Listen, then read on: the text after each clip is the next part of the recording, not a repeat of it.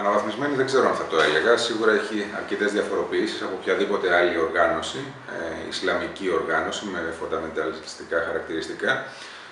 Ξεπερνά σε ό,τι αφορά την αποδοχή ακόμα και την οργάνωση εκείνη της Αλ-Κάιντα, η οποία έχει μια παρουσία δεκαετιών στην περιοχή και έχει εντελώς διαφορετικά δεδομένα και υποδομές, αν θέλετε, σε ό,τι αφορά την αποδοχή και την προσέγγιση από τον ίδιο τον κόσμο, το υποβαθρό της δηλαδή. Ωστόσο, για να τα δούμε λίγο τα πράγματα από την αρχή, θα πρέπει να ξεκαθαρίσουμε ότι μπορεί να έγινε ευρέως γνωστή σήμερα η οργάνωση του Ισλαμικού κράτους, αποκτώντας αυτόν τον χαρακτήρα ή προσδίδοντας η ίδια αυτό το χαρακτήρα του χαλιφάτου σε ό,τι αφορά το χώρο στον οποίο την επικράτειά της. Η παρουσία της, ωστόσο, ξεκινά 10 χρόνια πριν.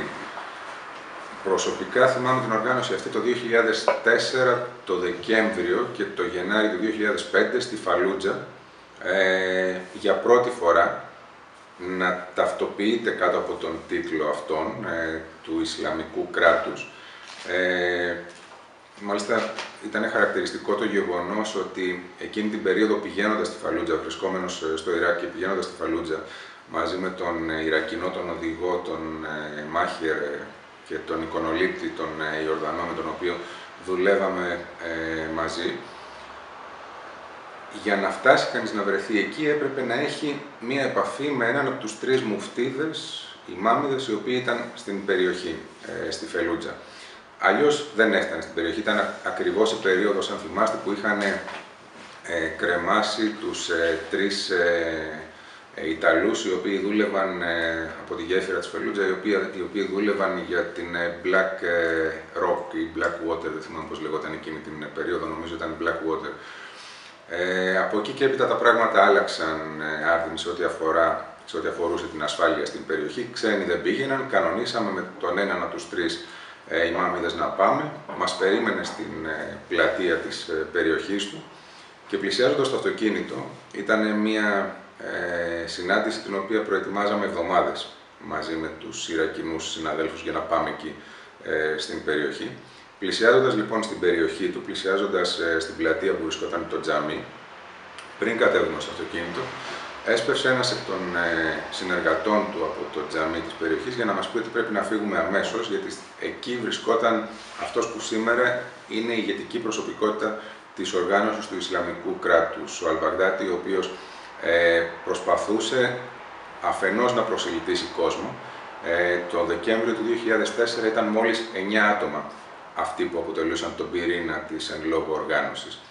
10 χρόνια μετά μιλάμε για κοντά στους 80.000 από διαφορετικά μέρη του κόσμου, κυρίως από Ισλαμικές χώρες, από μουσουλμανικές χώρες. Ωστόσο και αρκετοί ανάμεσά τους από το δυτικό κόσμο, οι οποίοι γοητεύονται από το διαφορετικό, από το βίο, από αυτό που προτείνει ως έναν επίγειο παράδεισο η συγκεκριμένη οργάνωση. Και εδώ είναι και η διαφορά της από την Αλ-Κάιντα. Όλες οι άλλες Ισλαμικές οργανώσεις, ακόμα και η Αλ-Κάιντα, όταν σου μιλάνε, προσπαθούν να σε πείσουν, να σε προσελκύσουν για να ενταχθείς μέσα στις ομάδες αυτές, αυτό που σου προβάλλουν είναι ο παράδεισος, δηλαδή η πορεία, η διαδρομή που θα ακολουθήσεις. Ο παράδεισος, στην περίπτωση της Αλ-Κάιντα ή οποιασδήποτε άλλης Ισλαμικής οργάνωσης, είναι ένα μετά θάνατο στάδιο. Σε ό,τι αφορά το Ισλαμικό κράτος, ο παράδεισος είναι επίγειος, δεν χρειάζεται να πεθάνεις, δεν χρειάζεται να χάσεις τη ζωή σου. Τον παράδεισο τον έχεις αυτή τη στιγμή. Ο παράδεισος για το Ισλάμ, του Ισλαμικού κράτους, για τους Ισλαμιστές της εν λόγω οργάνωσης, είναι το Ισλαμικό χαλιφάτο, δηλαδή όπου υπάρχουν τα σύνορά τους. Έχεις λόγο επάνω στη ζωή του άλλου, έχεις λόγο επάνω στα κοινά. Μπορείς να ασκήσεις αυτό που εσύ θεωρείς ορθό ή λογικό με βάση το Ισλάμ επάνω στην περιοχή αυτή ως πολιτική. Μπορείς να χρησιμοποιήσεις βία, μπορείς να διεκδικήσεις τον αριθμό των γυναικών που παρέχει ο Ισλαμικός παράδεισος, ο μετά θάνατον παράδεισος επάνω στη γη σήμερα, διεκδικώντας τις γυναίκες αυτές ανάμεσα στις υπάρχουσες της περιοχής στην οποία βρίσκονται. Και από την άλλη βεβαίως το σημαντικό είναι ότι επειδή την χάνουν της αποδοχής και επειδή έχουν την οικονομική δυνατότητα να επηρεάζουν ακόμα περισσότερο τις καταστάσεις και τις προσωπικότητες, τους φύλαρχους της περιοχής που ελέγχουν, έχουν αποδοχή, έχουν καταφέρει να επιβληθούν ακόμα και πάνω στις άλλες οργανώσεις και κυρίως επάνω στην Αλ-Κάιδα, κάτι το οποίο δεν ήταν μια εύκολη υπόθεση, τουλάχιστον τα δύο πρώτα χρόνια του πολέμου στην Συρία.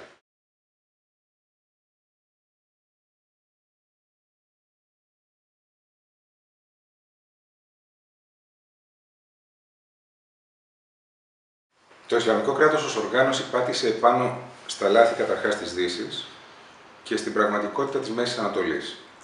Τα λάθη της Δύσης, από τη μία, είναι η πολιτική που ασκήθηκε το τελευταίο διάστημα, μιλάμε από το 2000 και έπειτα, από την αμερικανική πλευρά και μερικώς από κάποιες ευρωπαϊκές χώρες οι οποίες έβαλαν πλάτη σε αυτή την πολιτική.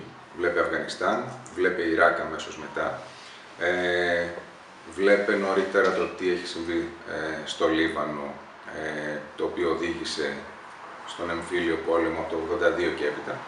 Βλέπε επίσης τη στάση του Ισραήλ απέναντι στο Παλαιστινιακό, μια διάλεκτη στάση όλα τα προηγούμενα χρόνια, η οποία εξακολουθεί και αποτελεί ένα μέρος του προβλήματος το οποίο διωγγώνει αυτή την ομάδα ανθρώπων οι οποίοι έλκονται από ακραίες οργανώσεις, όπως το Ισλαμικό κράτος, και απ' την άλλη έχεις την πραγματικότητα της Μέσης Ανατολής, η οποία είναι μια πραγματικότητα που σχετίζεται με απολυταρχικά καθεστώτα.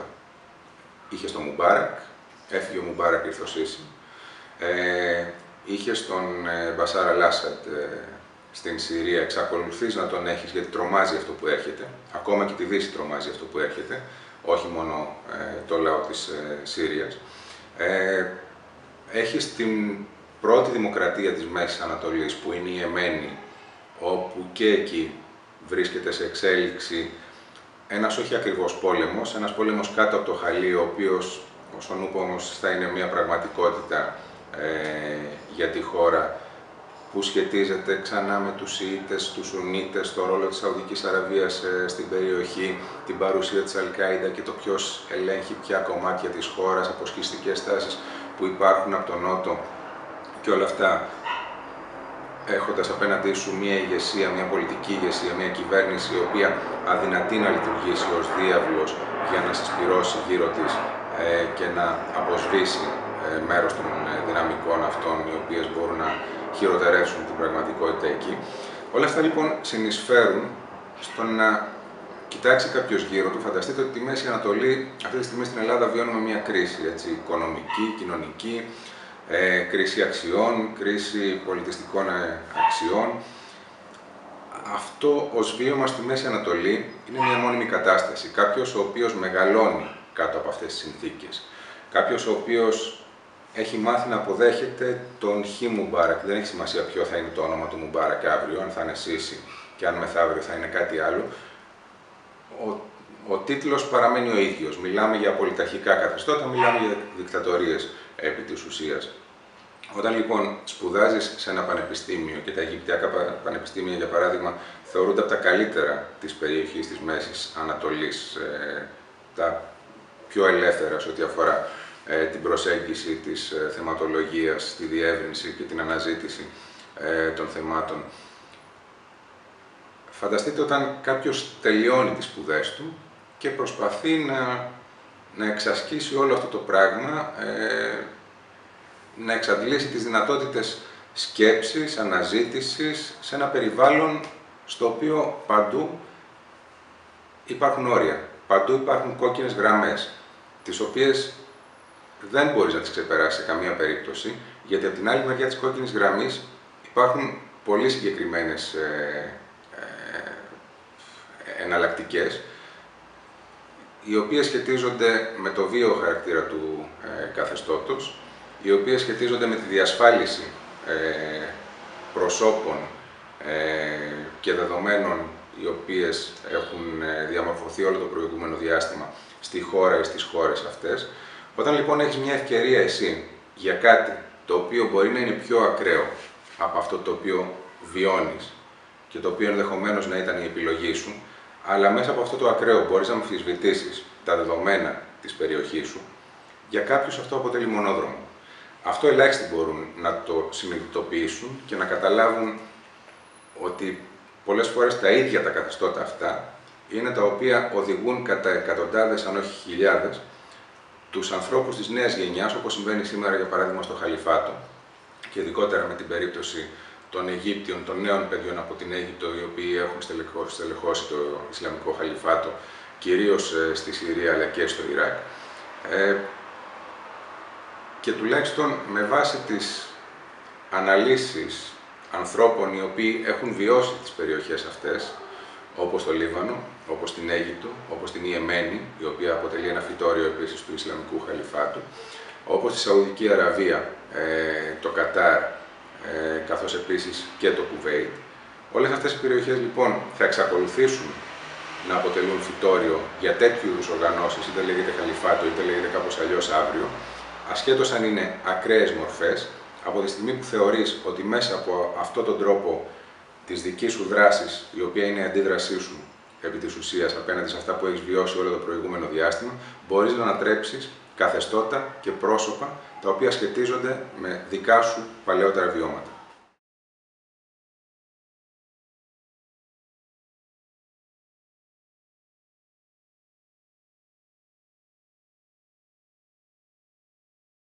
Έχω την αίσθηση ότι θα σας απογοητεύσω εδώ, γιατί ταξιδεύοντας κάποιος στη Μέση Ανατολή, την Αραβική Χερσόνησο, τη Βόρεια Αφρική,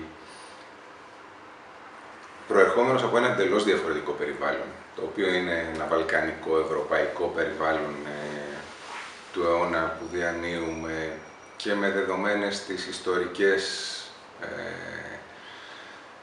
καταγραφές του παρελθόντος για την ευρύτερη περιοχή της Μέσης Ανατολής, της Αραβικής Χερσονήσου και της Βόρειας Αφρικής που είπα πριν.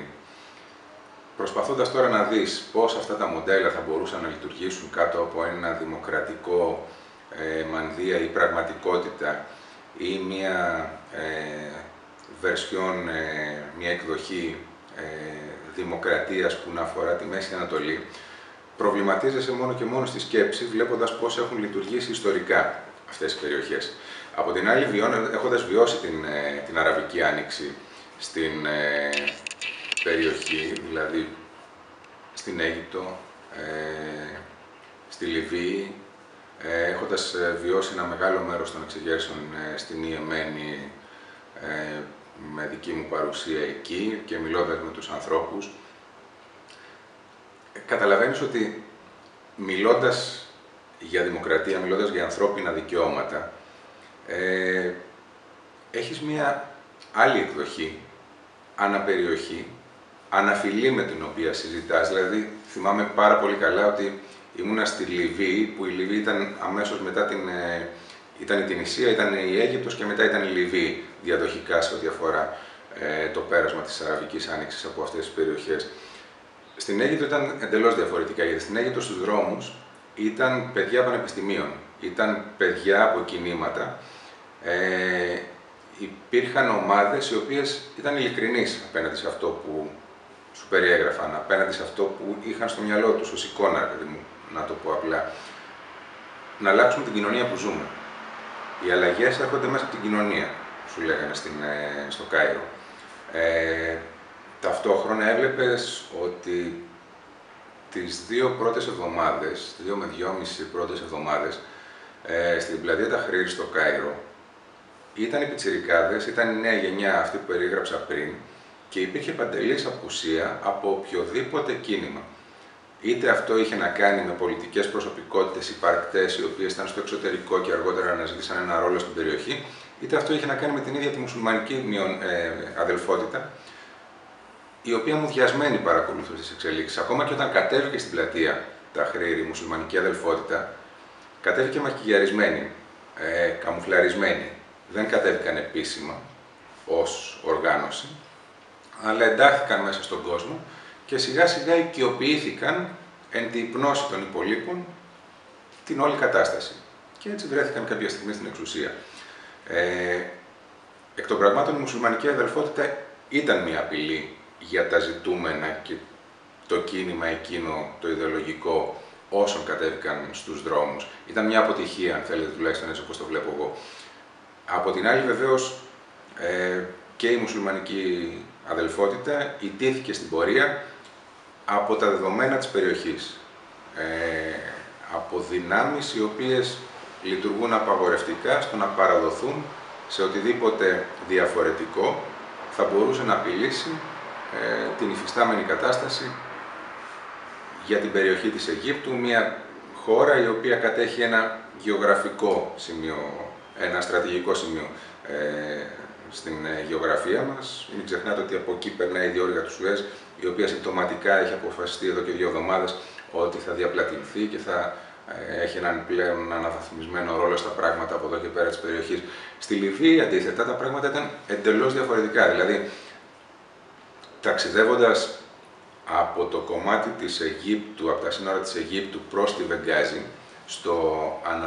στο ανατολικό τμήμα της Λιβύης, φεύγοντας από το Μπρουκ για να πας προς τη Βεγγάζη, περνάς από κάποιες περιοχές όπου υπάρχουν παραδοσιακές πηγές πετρελαίου, όπου από εκεί το πετρέλαιο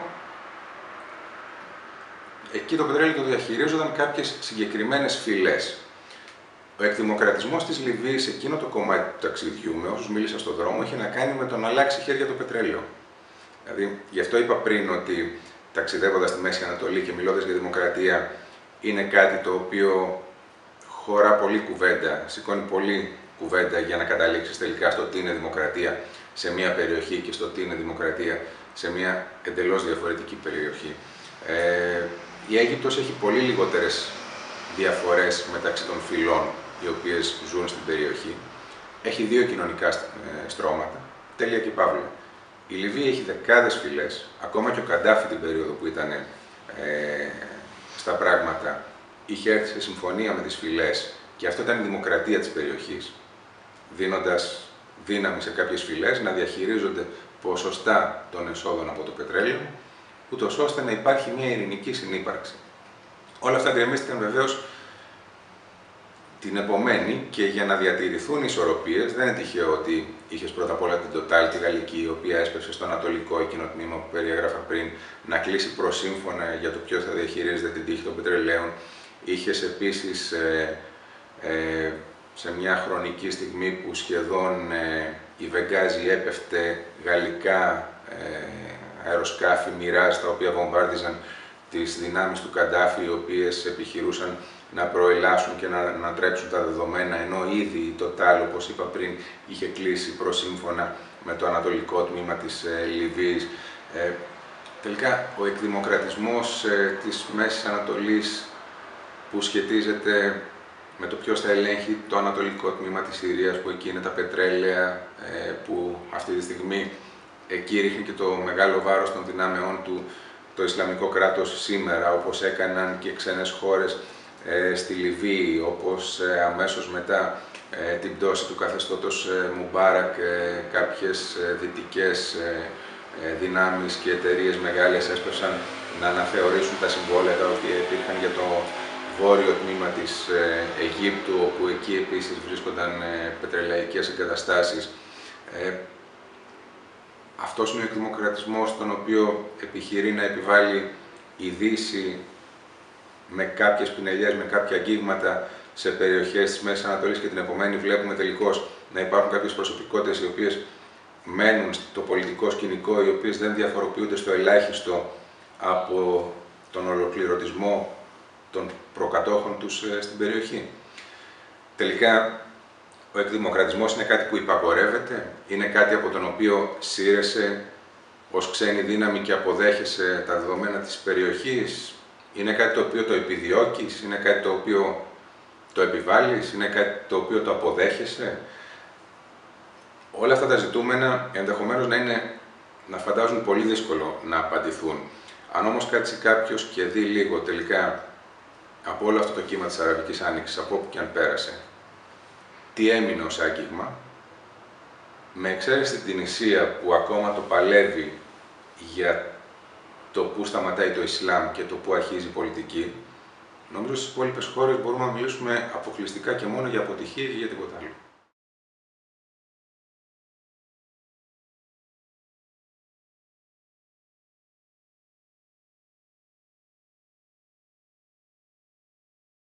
Ναι, αναφορικά με σχέδιο τώρα από πλευρά της Δύσης, μιλώντας για Δύση έχουμε συνηθίσει να εννοούμε την Ουάσιγκτον, έτσι. Το μυαλό όλων πηγαίνει εκεί.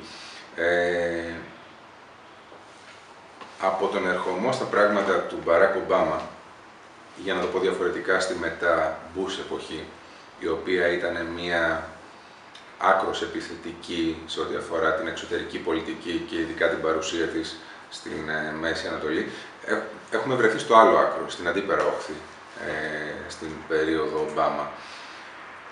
Ο Ομπάμα με τον ερχομό του στην εξουσία, το πρώτο πράγμα που έκανε ήταν να στείλει έναν από τους στενούς συνεργάτες του σε επίπεδο επικοινωνίας σε μια μυστική αποστολή εκείνη την περίοδο στα Παλαιστινιακά εδάφη για να συναντηθεί με Παλαιστίνιους αξιωματούχους, να τους ενημερώσει πριν ακόμα ορκιστεί ότι ένα από τα πρώτα του μελήματα θα είναι να προχωρήσει στην άσκηση πιέσεων για τη δημιουργία προϋποθέσεων επανέναρξης του διαλόγου στο Παλαιστινιακό, ούτως ώστε μέσα από αυτή τη διαδικασία, ακόμα και αν δεν επέλθει λύση, δεν βρεθεί η λύση για το Παλαιστινιακό, να έχουν μπει ουσιαστικές βάσεις για το πού θα πατήσει μετέπειτα ο διάλογος αυτός, πώς θα εξελιχθεί ο διάλογος αυτός.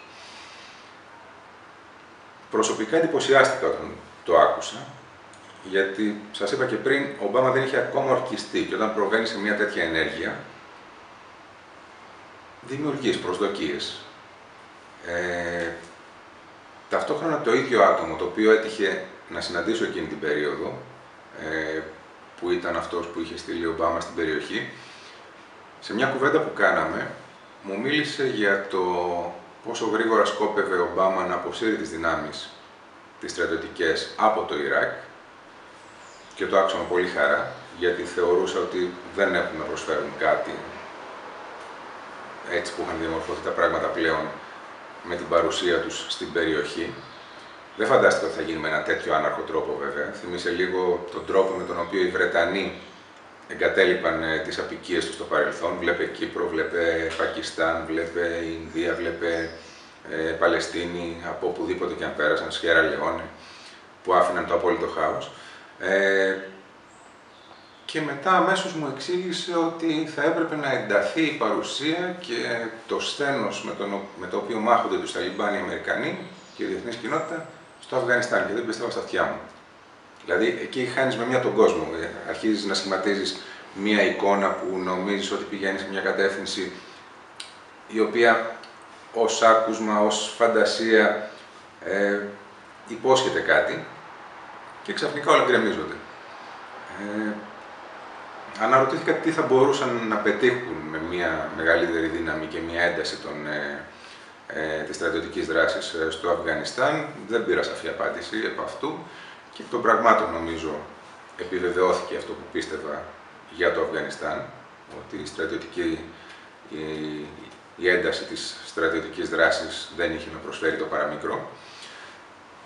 Από την άλλη όμως, τα δεδομένα τα οποία δημιουργήθηκαν δεν διαφοροποιούνταν και πολύ από το παρελθόν, γιατί υπήρχε τα κακό κείμενα ήταν εκεί, είχαν μείνει. Δεν είχε δημιουργηθεί ένα πολιτικό υπόβαθρο τέτοιο, το οποίο να λειτουργήσει αποσβαίνοντας τα προβλήματα. Ένα πολιτικό υπόβαθρο τέτοιο που να δρομολογεί εξελίξεις, κατευθύνσεις, συμμαχίες, να υπάρχουν ικανές προσωπικότητες, οι οποίες να μπορούν να ηγηθούν των εξελίξεων σε κάθε τόπο διαφορετικό, όπως το Ιράκ, όπως ενδεχομένως στη Συρία, όπου υπήρχε σκέψη για την κατάσταση του Άσαντ, αλλά δεν υπήρχε ούτε ως φωτογραφία, ούτε ως σχεδιάγραμμα το πώς θα μπορούσε να είναι αυτός ο οποίος θα τον αντικαταστήσει και από πού να προέρχεται. Και τελικώς έχουμε φτάσει σε ένα σημείο όπου η έλλειψη πολιτικής, η έλλειψη οράματος, η έλλειψη σχεδιασμού, η έλλειψη παρουσίας, η έλλειψη στήριξης προσωπικότητων, ακόμα και η σύγχυση σε ό,τι αφορά την ίδια την έννοια της προσωπικότητας, το πώς προσεγγίζει δηλαδή ένας διπλωμάτης από την Δύση και το πώς καθορίζει ένας στρατηγός ο οποίος είχε μια παρουσία στο παρελθόν και προέρχεται και αυτός από τη Δύση, τα δεδομένα της περιοχής και αυτή η σύγκρουση έχουν οδηγήσει σε μια κατάσταση η οποία δεν υπόσχεται κάτι, τουλάχιστον για το άμεσο μέλλον.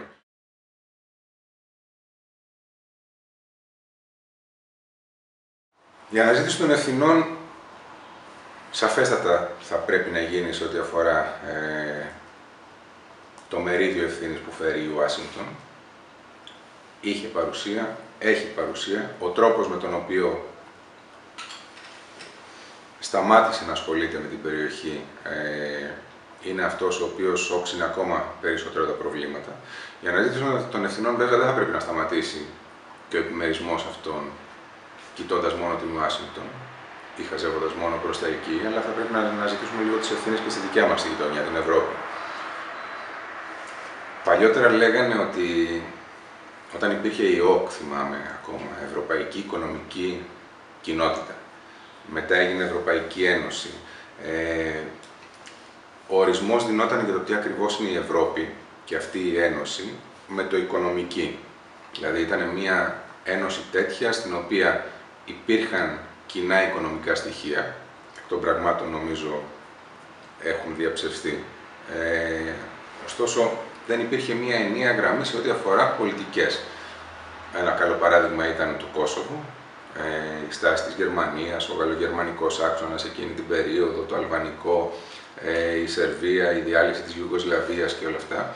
Από εκεί και πέρα είχαμε το Αφγανιστάν, όπου αρκετοί κοίταζαν αλλά σφύριζαν αδιάφορα για τις εξελίξεις εκείνη την περίοδο, το ίδιο και με το Ιράκ.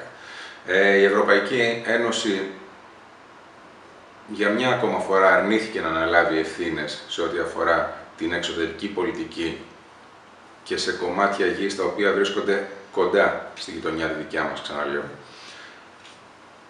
Σαφέστατα υπάρχουν ευθύνες στην πλευρά της Ευρώπης, στην ευρωπαϊκή, σαφέστατα μπορούν να αναζητηθούν ευθύνες σε ό,τι αφορά τη Γαλλία, η οποία à la carte επιλέγει σε ποιες κρίσεις θα μπλακούμε ή όχι και σύρει από πίσω τις δυνάμεις, όπως οι Ηνωμένες Πολιτείες Αμερικής στην περίπτωση της Λιβύης.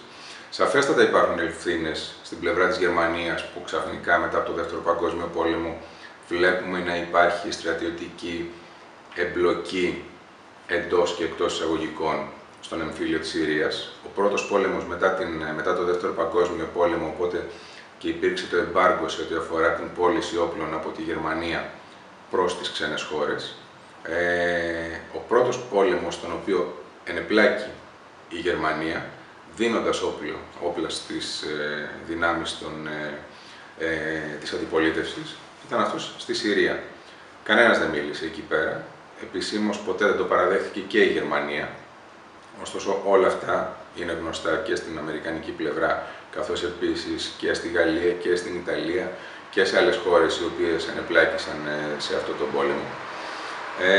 Η οικονομική κρίση η οποία βιώνουμε από το 2008 και έπειτα, μπορεί να μην τη βιώσαμε το 2008 στην Ελλάδα, αλλά τη βίωσαν οι Αμερικανοί, τη βίωσαν άλλες ευρωπαϊκές χώρες, είναι επίσης ένας παράγων ο οποίος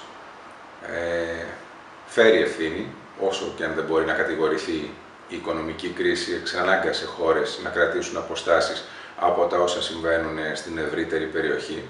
Μην ξεχνάτε ότι από τη μία, ως Ελλάδα, ως χώρα, μιλάμε για τα ανθρώπινα δικαιώματα, υπερασπιζόμαστε τα ανθρώπινα δικαιώματα.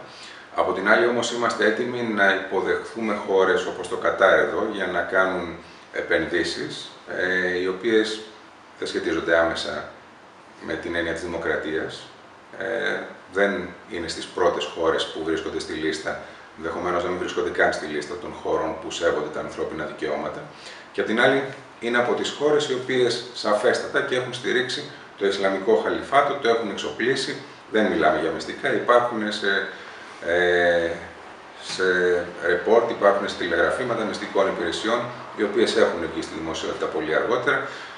Η κρίση λοιπόν είναι ένας παράγων, ο οποίος εξαναγκάζει χώρες, ανάμεσα σε αυτές και η Ελλάδα και εμείς δηλαδή, να κλείσουν τα μάτια και να ευλογήσουν πράγματα τα οποία συμβαίνουν στη γειτονιά μας, έστω και αν αυτά υπό άλλες συνθήκες θα έπρεπε να καταδικαστούν.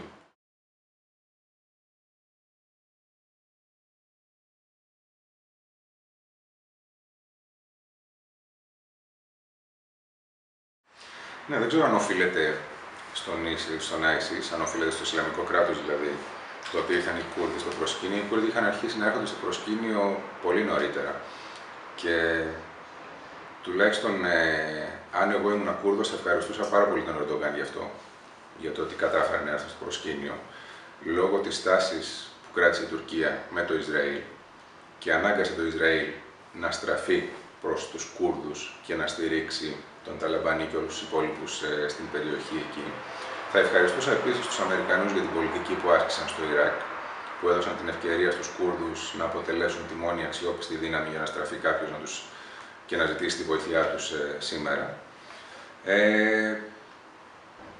Και θα ευχαριστούσα ενδεχομένως και το Κατάρ και τη Σαουδική Αραβία ως Κούρδος, που μου δώσανε την ευκαιρία να προχωρήσω σε μια συνεργασία με την Τουρκία, να προωθήσω τα τάνκερ με το πετρέλαιο από τη δική μου περιοχή, από τις δικές μου πετρελαιοπηγές, προς τα λιμάνια της Τουρκίας, εξαναγκάζοντας με αυτόν τον τρόπο και τον ίδιο τον Ερντογάν να συνεργαστεί μαζί τους, για να φύγει φτηνό πετρέλαιο προς τον κόσμο, προς τις υπόλοιπες χώρες του κόσμου. Δεν είναι τυχαίο ότι το πρώτο τάνκερ που έφυγε είχε ως αποδέκτη το Ισραήλ σε ένα λιμάνι της Λατινικής Αμερικής, δεν θυμάμαι ποιο λιμάνι ήταν τώρα. Δεν είναι τυχαίο ότι το δεύτερο τάνκερ που έφυγε είχε ως αποδέκτη τις Ηνωμένες Πολιτείες της Αμερικής, και από εκεί και πλέον πέρα, παρά τις αντιδράσεις της Βαγδάτης, της κυβέρνησης του Αλμαλίκη εκείνη την περίοδο, είχαν δρομολογηθεί ήδη εξελίξεις για να καθιερωθούν πλέον στο προσκήνιο οι Κούρδοι του Βορείου Ιράκ, για να διεθνοποιήσουν, αν θέλετε, το πρόβλημα το κουρδικό, μέσα από μια εντελώς πλέον διαφορετική σχέση η οποία ήρθε στο προσκήνιο και με τον ίδιο τον Ερντογάν, και για να δημιουργήσουν προϋποθέσεις διαχείρισης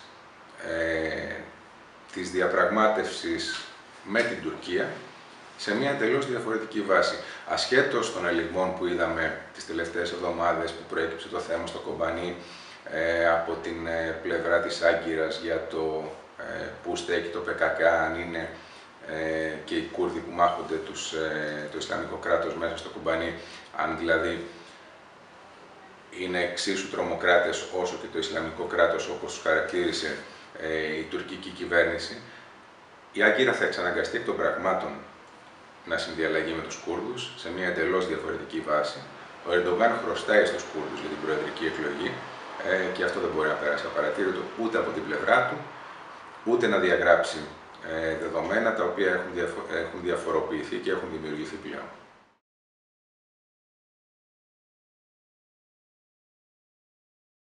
Πριν από 6 μήνες είχα γράψει ότι δεν θα πρέπει να υπερτιμηθεί το Ισλαμικό Χαλιφάτο, το Ισλαμικό κράτος ως οργάνωση.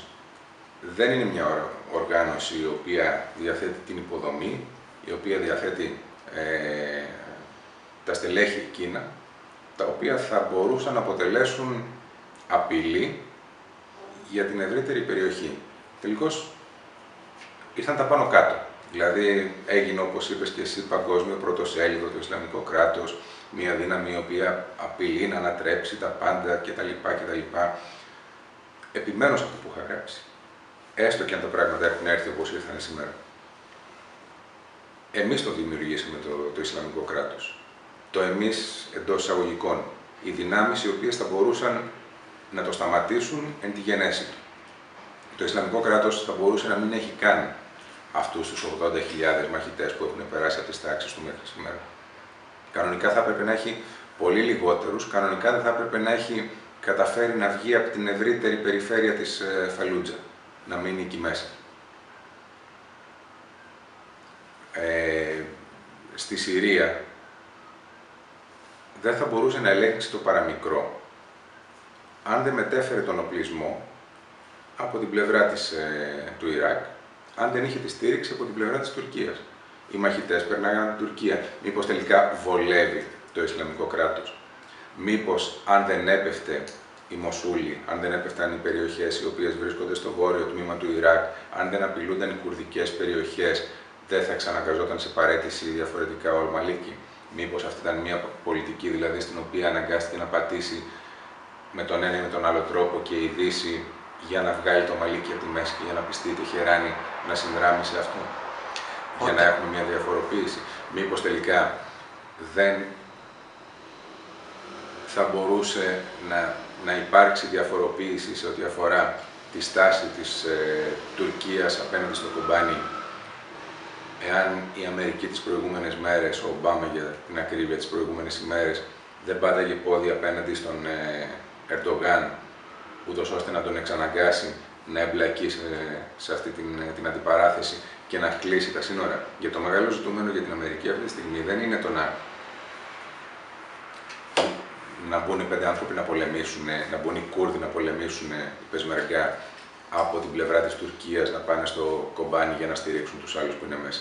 Το μεγάλο πρόβλημα της Δύσης αυτή τη στιγμή είναι να σταματήσουν αυτά τα 2 με 3 εκατομμύρια δολάρια τα οποία καθημερινά μπαίνουν στην τσέπη του Ισλαμικού κράτους μέσα από το λαθρεμπόριο του πετρελαίου. Όσο η Τουρκία δεν το σταματάει αυτό και το λαθρεμπόριο γίνεται από τις πηγές της Ανατολικής Συρίας, τις οποίες ελέγχει το Ισλαμικό κράτος, το Ισλαμικό κράτος θα φτάσει στους 800.000 αύριο μαχητές. Επίσης, αν ο Μαλίκη όταν βρισκόταν στην εξουσία στο Ιράκ έδινε την εντολή στο στρατό, όχι την εντολή στο στρατό γιατί τη δύναμη άσκησης εξουσίας επάνω στο στρατό την είχε ήδη χάσει ο Μαλίκη. Οι άνθρωποι που βρίσκονταν στο βόρειο τμήμα του Ιράκ δεν ήταν Σιήτες, ήταν Σουνίτες. Και ο Σιήτης ο Μαλίκη δεν είχε καμία επιρροή απέναντι σε έναν σουνιτικό στρατό της χώρας του Ιράκ. Είχε καταφέρει να διαιρέσει τόσο πολύ το κράτος αυτό, τη χώρα αυτή, που πλέον κανένας δεν τον άκουγε. Οτιδήποτε έχει και πολεμάει αυτή τη στιγμή το Ισλαμικό κράτος από βαριά όπλα, είναι αυτά τα οποία βρήκε στις αποθήκες της Μοσούλης. Και είναι όλα αυτά τα οποία ήταν τελευταία λέξη τεχνολογίας που είχαν αφήσει οι Αμερικανοί, πύραυλοι εδάφους, χάμερ, τζιπάκια τα οποία είναι αφενός αλεξίσφαιρα, αφετέρου ακόμα και με ρουκέτα, με RPG να τα χτυπήσεις. Η ρουκέτα με το που τα φτάνει στο 1 μέτρο παίρνει άλλη κατεύθυνση γιατί έχουν μαγνητικά συστήματα που χρησιμοποιούσαν οι Αμερικανοί. Δηλαδή οι ίδιοι οι Αμερικανοί πολεμούν την τεχνολογία τους απέναντι στο Ισλαμικό κράτος αυτή τη στιγμή. Αυτά είναι τα δεδομένα που έχουν διαμορφωθεί στην περιοχή. Για να φτάσουν όμως να δημιουργήσουν πλέον μια συμμαχία οι όποιοι θέλουν να πολεμήσουν αυτή τη στιγμή το Ισλαμικό κράτος, πατάνε απέναντι σε εκβιασμούς. Ο ένας στον άλλον. Όπως η Τουρκία για παράδειγμα, που θα ήθελε να βοηθήσει για να πέσει το Ισλαμικό κράτος, όσο δεν βοηθάει, κλείνει τα μάτια απέναντι στο λαθρεμπόριο πετρελαίου, αλλά για να βοηθήσει έχει βάλει ως precondition, ως προϋπόθεση, ότι θα πρέπει να πέσει ο Άσαντ. Άρα ελάτε να ρίξουμε τον Άσαντ και μετά να σας βοηθήσουμε. Αυτό που θέλω να πω είναι ότι αυτή τη στιγμή βρίσκεται σε εξέλιξη ένα αραβικό παζάρι στην ευρύτερη περιοχή της Μέσης Ανατολής, όπου όλοι κοιτάνε να αποκομίσουν ο καθένας τα δικά του ωφέλη για τα δικά του ζητούμενα.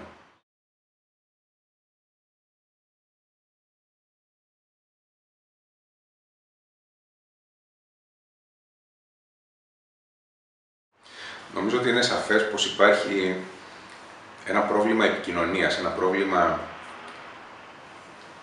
συγκέντρωσης και ανάλυσης των πληροφοριών αυτή τη στιγμή, τουλάχιστον σε ό,τι αφορά τις αμερικανικές υπηρεσίες πληροφοριών. Αφενός, οι εκτιμήσεις που υπήρχαν για την ύπαρξη του Ισλαμικού κράτους από την πλευρά των μυστικών υπηρεσιών της Αμερικής ήταν σωστές. Από την άλλη όμως, η εκτίμηση που υπήρχε για τις δυνατότητες του Ιρακινού στρατού και για την πολιτική που ασκούσε ο Μαλίκη, αυτό που είπα πριν,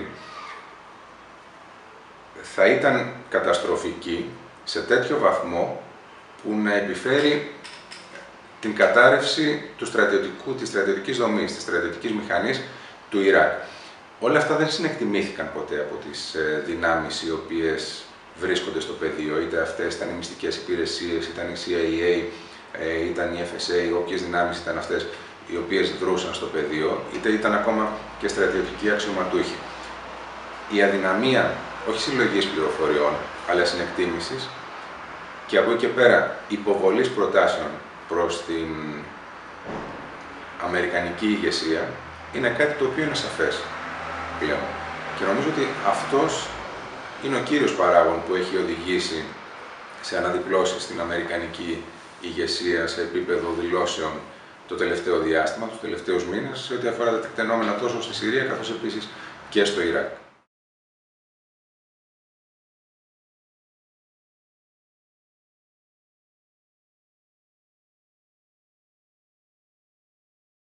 Λίγο πολύ αυτή την εικόνα την έχουμε δει σε ό,τι αφορά τους Κούρδους και στο παρελθόν, σε μάχες του ΠΚΚ, έτσι, με τις τουρκικές δυνάμεις.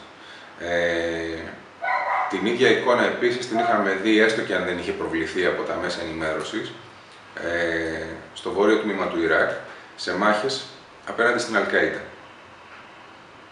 και στις δυνάμεις οι οποίες εκείνη την περίοδο κυριαρχούσαν. Σου μιλάω τώρα για το 2006, για το 2007, όταν ξανά Ισλαμικά κινήματα, ένοπλα κινήματα είχαν κινηθεί προς εκείνες τις περιοχές.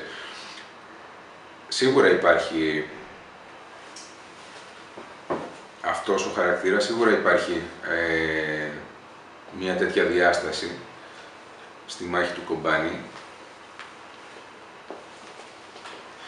Απλά η σκέψη δική μου είναι αν αυτό περιορίζεται στην πολιτισμικότητα την οποία μπορεί να εκφραστεί μέσα από αυτή την κοινή μάχη που δίνουν αυτή τη στιγμή οι Κούρδοι με όποιους άλλους στέκουν ή επιθυμούν να σταθούν δίπλα τους, ή αν αυτό λαμβάνει και μία άλλη διάσταση, η οποία είναι πολύ μεγαλύτερη πρόκληση σε ό,τι αφορά την πλευρά του Ισλαμικού κράτους, για το ποιοι στέκονται απέναντι και αν τελικώς εδώ παίζεται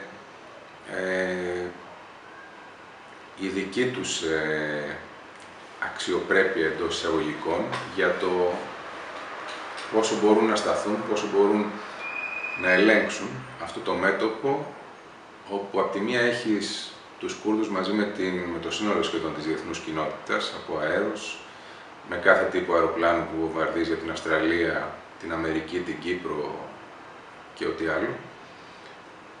Και το Ισλαμικό κράτος, το οποίο σε μια κομμόπολη, σε ένα χωριό, γιατί η πόλη δεν είναι το Κομπάνι, ασχέτως αν φύγανε 200.000 άνθρωποι από εκεί, φύγανε και τα γύρω χωριά, όχι μόνο από το Κομπάνι. Το Κομπάνι είναι ένα μικρό μέρος, ένας μικρός τόπος. Αν εκεί τελικώς παίζεται η εικόνα του πολέμου του Ισλαμικού κράτους, γιατί μην υποτιμάτε το γεγονός ότι εκεί είναι και το μοναδικό μέρος που βγαίνει η εικόνα. Έχεις τη δυνατότητα να στήσεις μια κάμερα στο ύψωμα απέναντι και να δείχνεις τι συμβαίνει, έστω και αν δεν βλέπεις φάτσες, βλέπεις από πού βγαίνει ο καπνός. Βλέπεις ποιος έρχεται προς τα εδώ, ποιος πηγαίνει προς τα εκεί. Αυτό δεν το είχαμε δει καθόλου μέχρι τώρα στις μάχες του Ισλαμικού κράτους. Αυτό είναι ένα καινούριο στοιχείο της ζωντανής μετάδοσης, όπου ο δημοσιογράφος κάθεται μπροστά από την κάμερα και σου λέει ότι από εκεί επιχειρούν να μπουν οι Κούρδοι, εξηγεί πως πολεμούν. Για πρώτη φορά προσωπικά άκουσα να εξηγούν κάποιοι μαχητές ότι θα τους αφήσουμε να μπουν στην πόλη μας μέσα, γιατί εμείς έτσι ξέρουμε να πολεμάμε. Αντάρτικο πόλεμο έχουμε μάθει να κάνουμε τόσα χρόνια.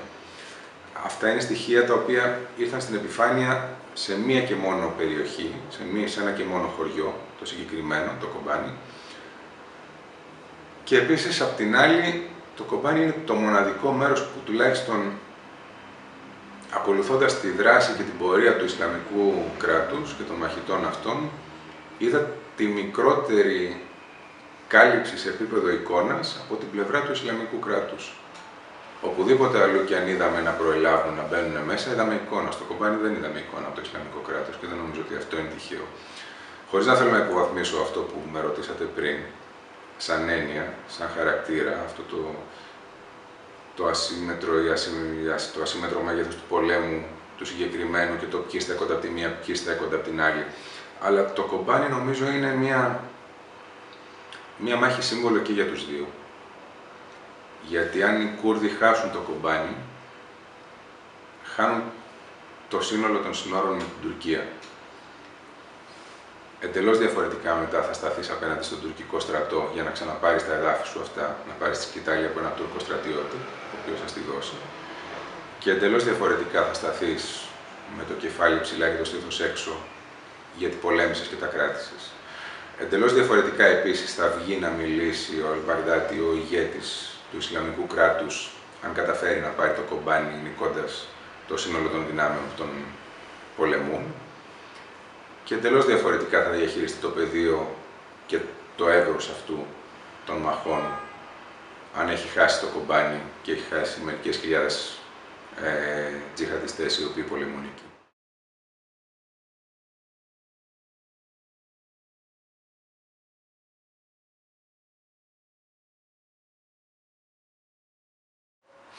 Ναι, σε ό,τι αφορά τώρα τη διαφοροποίηση της σχέσης μεταξύ Ουάσιγκτον και Τεχεράνης, είπαμε και πριν για την αμερικανική εξωτερική πολιτική στην ευρύτερη περιοχή της Μέσης Ανατολής, μιλήσαμε για την πολιτική Ομπάμα. Νομίζω ότι αν κάτι εκ των πραγμάτων θα μείνει ως επίτευγμα στην πλευρά Ομπάμα αμέσως μετά την αποχώρησή του από την Προεδρία την Αμερικανική, αμέσως μετά τη λήξη της θητείας του δηλαδή, είναι ακριβώς αυτό, η προσέγγιση με την Τεχεράνη.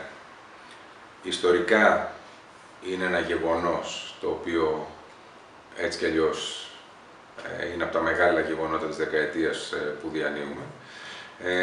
Από την άλλη δημιουργεί προϋποθέσεις γενικότερης αποκλιμάκωσης, όχι μόνο την αποκλιμάκωση στις σχέσεις της Αμερικής απέναντι στο Ιράν ή τις ισορροπίες όπως διαμορφώνονται μεταξύ Ουάσιγκτον και Μόσχας, ακόμα και στις ισορροπίες που διαμορφώνονται στην περιοχή της Μέσης Ανατολής, σε περιοχές που η Τεχεράνη μπορεί να ασκήσει την επιρροή της, και αυτό το είδαμε και στην περίπτωση του Ιράκ, όπου διαμέσω Τεχεράνης ασκήθηκε πίεση από την Ουάσιγκτον, μέσω Ρουχανί δηλαδή, προς τον Μαλίκη, τον πρώην πρωθυπουργό του Ιράκ, για να παραιτηθεί, να αποκλιμακωθεί πολιτικά η κατάσταση στο Ιράκ, για να πάμε προς μια άλλη κατεύθυνση.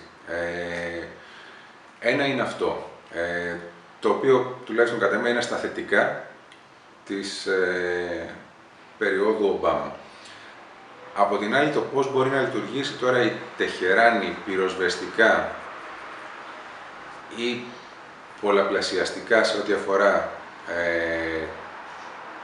την κλιμάκωση της κρίσης στο Ιράκ, στη Συρία ή όπου αλλού, έχουμε πάρει μια γεύση στο παρελθόν. Και έχουμε πάρει μια γεύση στο παρελθόν σε ό,τι αφορά το Λίβανο, που ο βραχίωνας της Τεχεράνης εκείνη η Χεσμπολά, και έχουμε δει κατά πόσο μπορεί να αποσβαίνει τις εντάσεις ή όχι η Χεσμπολά στο εσωτερικό της χώρας.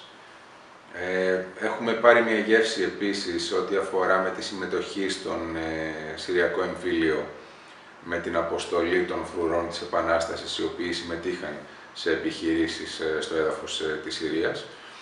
Και έχουμε πάρει και μια γεύση, έστω και αν δεν έγινε ποτέ αποδεκτό, δεν υπήρξε παραδοχή επ' αυτού, από την συμμετοχή ειδικών δυνάμεων της Τεχεράνης, του Ιράκ, στην περίοδο της πτώσης, της κατάρρευσης του Ιρακινού στρατού και της επέλασης των δυνάμεων του Ισλαμικού κράτους, όπου επιχειρήθηκε σε κάποιες περιοχές στο βορειοδυτικό τμήμα του Ιράκ να επιχειρήσουν. Υπήρξε αντίδραση από την πλευρά του κόσμου, γιατί φανταστείτε σε μια περιοχή η οποία είναι καθαρά σουννιτική επαρχία, να βλέπεις όχι Σιήτες στρατιώτες της δικής σου χώρας, αλλά Ιρανούς στρατιώτες, οι οποίοι δεν φορούσαν μεν τη στολή, να επιχειρούν στην περιοχή σου για να ελευθερώσουν εσένα. Όπως και να έχει, το εθνικό αίσθημα υπάρχει στον καθένα μέσα του. Βλέποντας μια τέτοια εικόνα, διευρύνεις απλά το χάσμα το οποίο έχει ήδη δημιουργηθεί εκ των προτέρων από λάθος χειρισμούς Σιητών πολιτικών της χώρας του Ιράκ. Νομίζω ότι η απόσταση είναι η καλύτερη εμπλοκή, η οποία θα μπορούσε να υπάρξει από την πλευρά της Τεχεράνης για να λειτουργήσει θετικά ως προς την επιρροή των εξελίξεων τόσο στο Ιράκ καθώς επίσης και στη Συρία.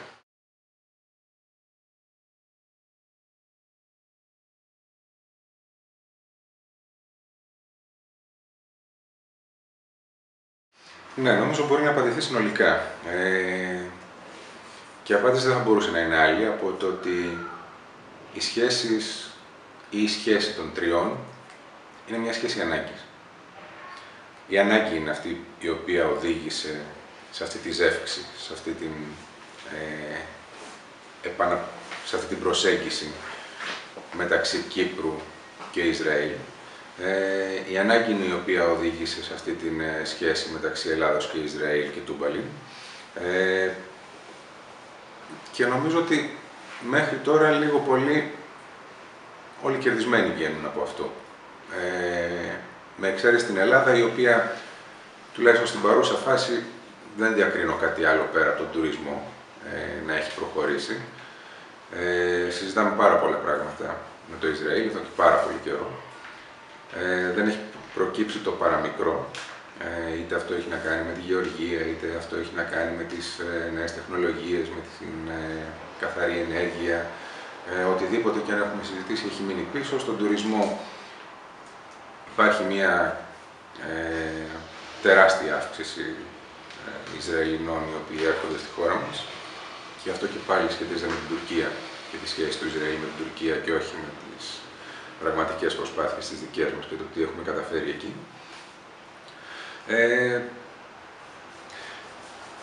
Νομίζω ότι, όπως είπα και πριν για τους Κούρδους, ότι οι Κούρδοι θα έπρεπε να ευχαριστούν για το ότι έχουν έρθει στο προσκήνιο σήμερα τους Αμερικανούς, το Ισλαμικό κράτος και τον έναν και τον άλλον. Αντιστοίχως και εμείς θα πρέπει, το Ισραήλ μάλλον θα πρέπει να ευχαριστήσει,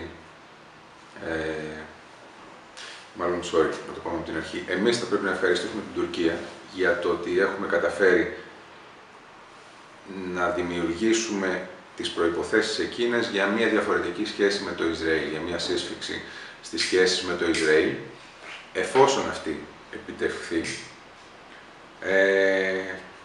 και επιφέρει μια συμφωνία από την οποία θα προκύψει μια συνεκμετάλλευση ενός κομματιού της Μεσογείου και το ξεκαθάρισμα της ΑΟΣ, η οποία είναι ένα ζητούμενο δεκαετιών. Δεν είχαμε τολμήσει να αγγίξουμε ως ιδέα, όχι ως πραγματικότητα, να το βάλουμε κάτω και να το λύσουμε. Και εφόσον προκύψει τις επόμενες μέρες μια συμφωνία με την πλευρά της Αιγύπτου, από κοινού με την Κύπρο. Βεβαίως, στην περίπτωση της Κύπρου ήταν το Ισραήλ το οποίο έβαλε τις βάσεις, έβαλε και τα αεροπλάνα, έβαλε και τα πλοία, για να προστατέψει την επένδυση, για επένδυση πρόκειται, δεν πρόκειται για κάτι διαφορετικό. Προχώρησε. Αν θα προχωρήσει το δικό μας ξεκαθάρισμα της ΑΟΣ να φτάσει να γίνει μια επένδυση στην οποία θα υπάρξει μια συνεκμετάλλευση με την Κύπρο, ενδεχομένως με το Ισραήλ και βεβαίως με την Αίγυπτο που είναι ο ουσιαστικός εταίρος για να προχωρήσουμε στη χάραξη της ΑΟΣ, αυτό είναι κάτι που θα απαντήσει ο χρόνος.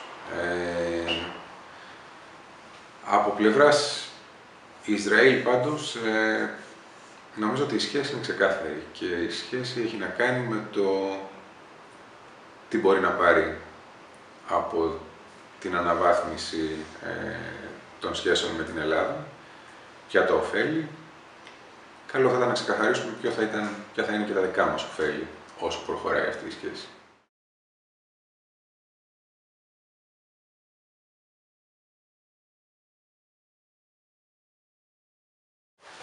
Να το πω ανάποδα, το που τελειώνει η Τουρκία σε ό,τι αφορά το τι φεύγει και το που αναλαμβάνουμε εμείς ορίζεται από τα διεθνή ύδατα. Όταν κάτι ταξιδεύει σε διεθνή ύδατα, δεν το αγγίζεις. Εκτός και αν υπάρχει σήμα από την όποια διεθνή δύναμη, Ιντερπόλ ή ό,τι άλλο, που σε καλεί να εμπλακείς, να σταματήσεις το τάδε φορτίο γιατί είναι παράνομο και γιατί ξέρεις ότι προέρχεται από εκεί. Τώρα, το μεγάλο ερώτημα που γεννάται είναι γιατί δεν υπάρχει κανένα τέτοιο σήμα.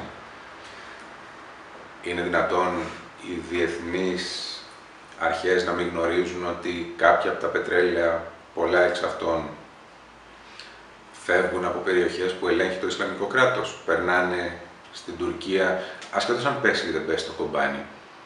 Τα σύνορα έχουν πέσει και έχουν πέσει εδώ και πάρα πολύ καιρό. Το Κομπάνι είναι ένα συμβολικό πεδίο μάχης.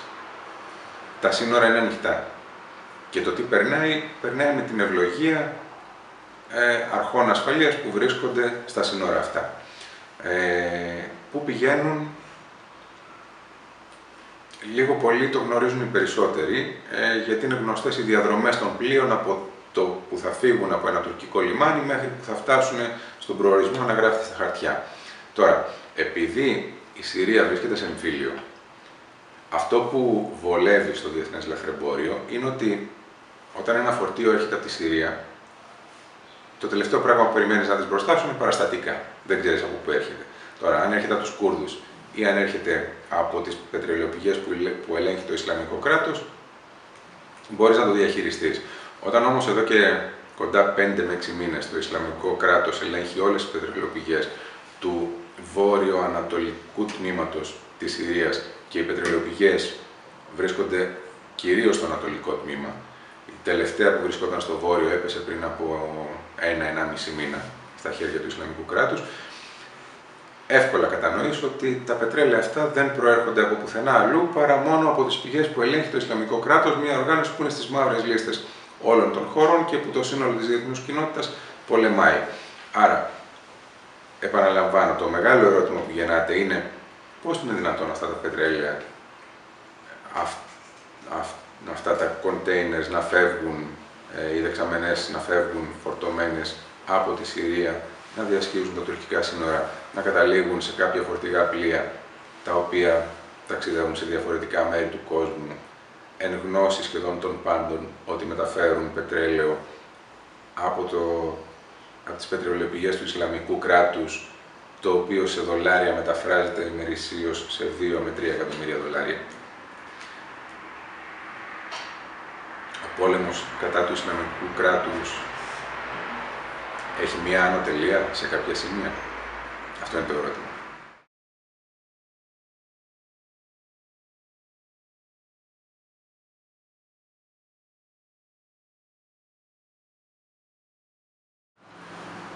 Ο ISIS έχει πατήσει επάνω σε δεδομένα της εποχής, επάνω σε χαρακτηριστικά τα οποία επικοινωνιακά μπορούν να λειτουργήσουν ταχύτατα, να σου αποφέρουν την αύξηση του ποσοστού των ανθρώπων οι οποίοι μπορούν να ενταχθούν στις τάξεις σου σε πολύ μικρό χρονικό διάστημα, πατώντας επάνω στις νέες τεχνολογίες, πατώντας επάνω στην ταχύτητα μετάδοσης της πληροφορίας, πατώντας επάνω σε κάτι το οποίο ενδεχομένως θα έπρεπε να είναι ενάντια στις αρχές μιας Ισλαμικής οργάνωσης, μιας φονταμενταλιστικής μουσουλμανικής οργάνωσης, το οποίο έχει καθαρά καπιταλιστικά χαρακτηριστικά, όπως για παράδειγμα το να πληρώνεις κάποιον για να ενταχθεί στην τζιχάτ, στον Ιερό Πόλεμο. Ο ISIS στο Ισλαμικό κράτος για μένα είναι ένας αχταρμάς. Είναι λίγο από αυτό, λίγο από εκείνο, λίγο από το άλλο. Έχει δανειστεί στοιχεία από διαφορετικά πολιτικά πεδία. Τα έχει αφομοιώσει για να αποσπάσει όσο το δυνατόν ταχύτερα και καλύτερα αποτελέσματα. Απ' την άλλη όμως, το βάρος της δημόσιας εικόνας του είναι αυτό το καθαρά μουσουλμανικό, φονταμενταλιστικό πλαίσιο στο οποίο μπορεί να ενταχθεί μια Ισλαμική οργάνωση.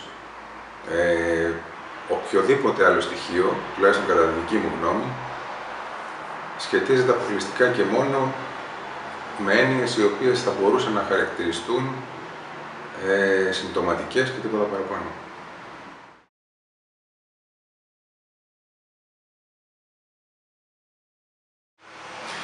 Όχι, δεν είναι φαντασία καθόλου. Αν ήταν φαντασία δεν θα βλέπαμε αυτό το οποίο βιώνουμε αυτή τη στιγμή.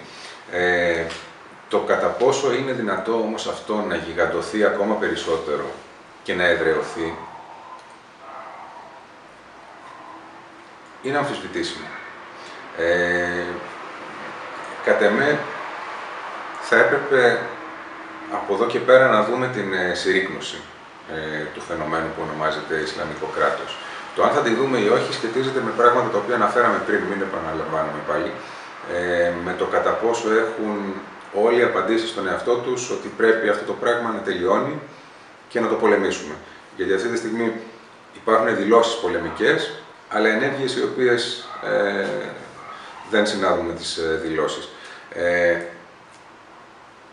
Το Χαλιφάτο το έχουμε δει και στο παρελθόν.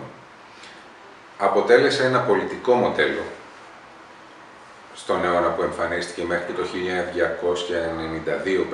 αν θυμάμαι καλά. Οπότε και ξεκίνησε η πτώση του μέχρι το 92, οπότε και επήλθε η κατέρευση. Η κατέρευση αυτή είχε να κάνει με το πολιτικό μοντέλο το οποίο επέβαλε το Χαλιφάτο εκείνη την περίοδο, το οποίο στην ουσία απορρίφθηκε από τους κατοίκους της περιοχής, οι οποίοι στράφηκαν απέναντι στη διάδοχη κατάσταση. Ήταν ένα μοντέλο επίσης δυτικόφερτο προς εκείνες τις περιοχές, γιατί μιλάμε για σταυροφορίες. Όπως και να έχει, με τον ένα ή με τον άλλο τρόπο, είτε μέσω της πολιτικής, είτε μέσω της θρησκείας, αυτό που διαγωνίζεται στην ουσία στην περιοχή της Μέσης Ανατολής, που αποτελεί το σταυροδρόμι, είναι ο δυτικός πολιτισμός, ανάλογα τη χρονική στιγμή την οποία καταπιανόμαστε με αυτόν, με την Ανατολή, τη Μέση Ανατολή ή την Άπο Ανατολή, ή ό,τι άλλο μπορεί να βάλει κανένας μέσα σε αυτό το παζλ, μέσα σε αυτό το πλαίσιο.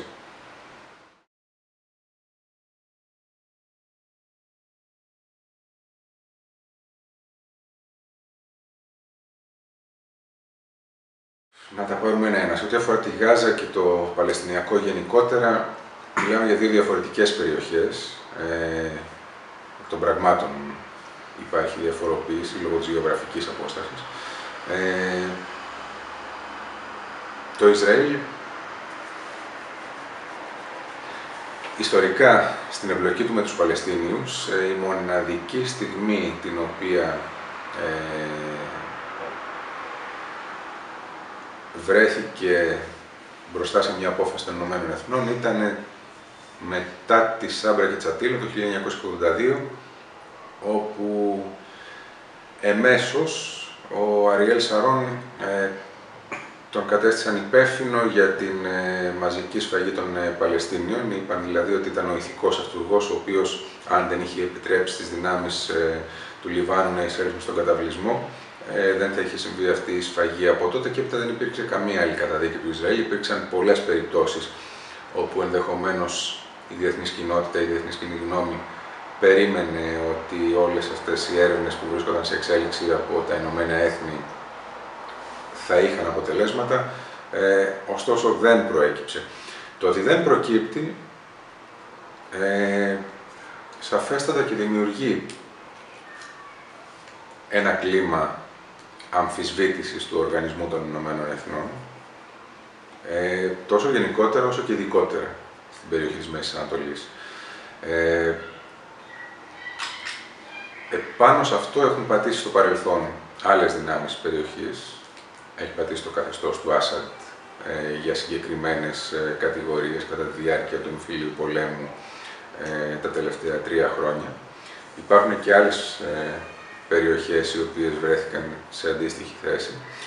Ωστόσο, τα Ηνωμένα Έθνη, τουλάχιστον στην περιοχή της Μέσης Ανατολής, κάτι το οποίο δεν συμβαίνει στην περιοχή των Βαλκανίων και έχει ένα ενδιαφέρον αυτό, στην περιοχή της Μέσης Ανατολής διατηρούν μια απόσταση, μια αδράνεια, ένα ρόλο παρατηρητή, ο οποίος αποφεύγει να εμπλακεί στην ουσία του πράγματος, να πάρει θέση,